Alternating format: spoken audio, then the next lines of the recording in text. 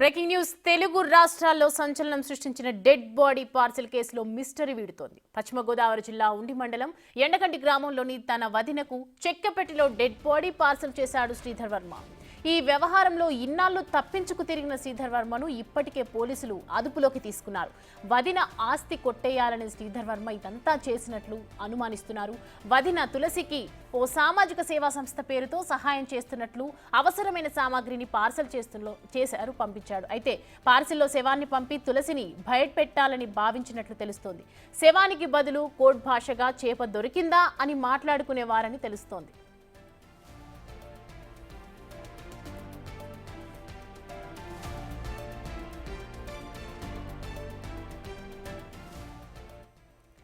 పర్లయ్య అనే వ్యక్తిని హత్య చేసి అతని శవాన్ని చెక్కపెట్టెలో పెట్టి 1,30,00,000 చెల్లించాలని లేఖ పంపిస్తే తులసి భయాందోళనకు గురై తన మాట వింటుందని శ్రీధర్ ప్లాన్ వేసినట్లు తెలుస్తోంది. దాని ప్రకారమే పర్లయ్యను హతమార్చి అతని డెడ్ బాడీని పార్సల్ చేసి వదిన తులసి ఇంటికి పంపాడు. అదే రోజు ఆస్తి పత్రాలపై సంతకాలు సేకరించే ప్రయత్నం చేశాడు శ్రీధర్. అయితే అప్రమత్తమైన తులసి వెంటనే బంధువులకు సమాచారం ఇచ్చింది. బంధువులు వస్తే పోలీసులకు అసలు విషయం తెలిసిపోతోందని శ్రీధర్ వర్మ అక్కడి నుంచి పరారయ్యాడు.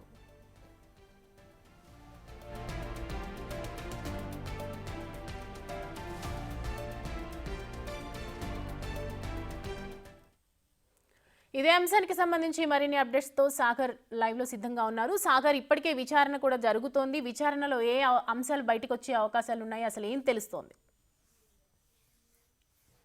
సౌమ్య, రాష్ట్ర వ్యాప్తంగా సంచలనం రేకెత్తించినటువంటి డెడ్ బాడీ పార్సిల్ కేసులో ప్రధాన అనుమానితుడు నిందితుడు శ్రీధర్ వర్మ అలియాస్ సిద్ధార్థ్ వర్మ పోలీసుల అదుపులో ఉన్నాడు. ఒక్కొక్క నిజం అతను బయటకు చెప్తుంటే పోలీసులు కూడా ఆశ్చర్యపోయే పరిస్థితులు ఉన్నాయి. మొదటి నుండి ఈ కేసులో అన్నీ కూడా అనుమానాలే, అన్నీ కూడా ప్రశ్నలే.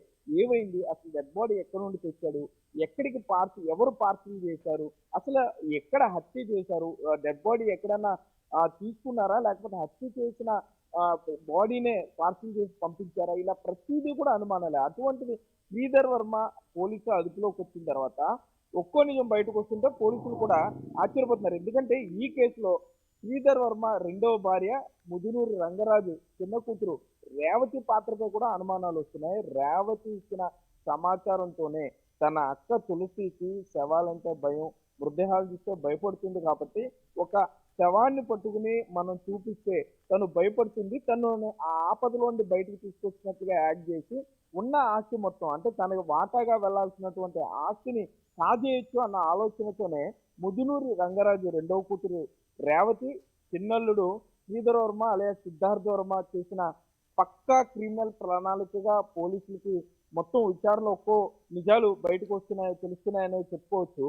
రేవతి శ్రీధర్ వర్మ మాట్లాడుకునేటప్పుడు డెడ్ బాడీ దొరికిందా అంటానికి బదులు డెడ్ బాడీకి కోడ్ బాక్స్ లో చేప అనేది పెట్టుకున్నారు. చేప దొరికిందా, ఎప్పుడు తీసుకొస్తున్నారు, ఈ ఏడాది జూలై నుండే ఈ ప్రణాళిక రచించినట్లుగా తెలుస్తుంది. సో అక్కడికి వెళ్లాల్సినటువంటి వాటాన్ని కాజేయాలనే ఇద్దరు కలిసి ఈ విధంగా ప్లాన్ చేశారు అన్నట్టుగా కూడా మనకు సమాచారం అందుతుంది.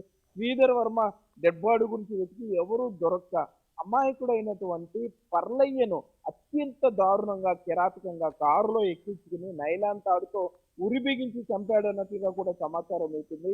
ఈ మొత్తం వ్యవహారంలో శ్రీధర్ వర్మకి ప్రేమించి పెళ్లి చేసుకున్నటువంటి రేవతి కాకుండా మరో మహిళ కూడా సహాయం చేసిందని చెప్తున్నారు. ఆ మహిళ ఎవరు అనే దాని మీద కూడా పోలీసులు దర్యాప్తు చేస్తున్నారు. ప్రస్తుతం ఆమె కూడా పోలీసుల అదుపులో ఉన్నట్లుగా సమాచారం ఉంది. మరోపక్క మొదటి భార్య రాణి పాత్రపై కూడా పోలీసులు అనుమానాలు వ్యక్తం చేస్తున్నారు. ఆమె తల్లిదండ్రులను ఎప్పటికే స్టేషన్ తీసుకొచ్చారు, వాళ్ళను కూడా విచారిస్తూ అసలు మొత్తం ఈ కథల్లో నిజాలు మరి కాసేపట్లో మరికొన్ని గంటల్లో బయటకు వచ్చే అవకాశం ఉంది. పోలీసులు రహస్య ప్రాంతంలో వచ్చి ఇటు రేవతితో పాటుగా ఈ శ్రీధర్ మొదటి భార్య రాణి అట్లాగే సహాయం చేశారు.